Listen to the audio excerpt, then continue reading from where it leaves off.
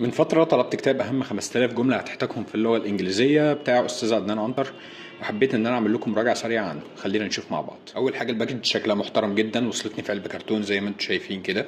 تتفتح بسم الله.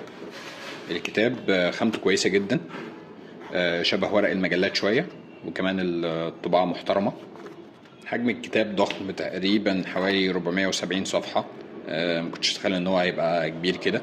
الكتاب فيه اهم 5000 جملة هتحتاجهم في اللغة الانجليزية، مغطين اكتر من 250 موضوع، وكمان فيه قسم كامل مغطي البيزنس انجليش حوالي 150 صفحة، يعني تقريبا فيه كل حاجة تخص البيزنس انجليش.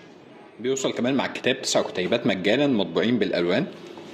كتيب خريطة تعلم اللغة الإنجليزية اللي بيقولك إزاي تذاكر الكتاب، والسوفت ماتيريال اللي بتوصل معاه اللي هي عبارة عن ماتيريال كورس نطق وكورس جرامر وكورس محادثة وغيرهم كتير. كمان في حاجة عجبتني قوي، وهو إنه بيديك خطة تمشي عليها كل يوم، بحيث تبقى أنت عارف هتذاكر إيه كل يوم بالتحديد. دي مثلا اليوم الأول، اليوم التاني، اليوم التالت، وهكذا. دول 4 كتيبات فيهم كل حاجة تخص الإنجليزي، هتلاقي فيهم إجابة لكل حاجة بتدور في دماغك، زي السؤال الشهير: أنا بفهم اللي قدامي بس مش بعرف أرد عليه.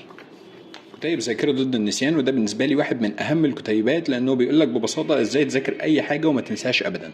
كتيب عمل لا أعذار، وده ببساطة بيقولك إزاي تنهي أي حاجة أنت بدأت فيها، سواء كورس، كتاب، محاضرة، أي حاجة. كتيب 51 قانون لا يقبل الجدل في التفاوض، وده كتيب مهم جدا جدا، خصوصا للناس اللي بتشتغل، لأنه هيعلمك إزاي تكسب أي مفاوضات تخش فيها.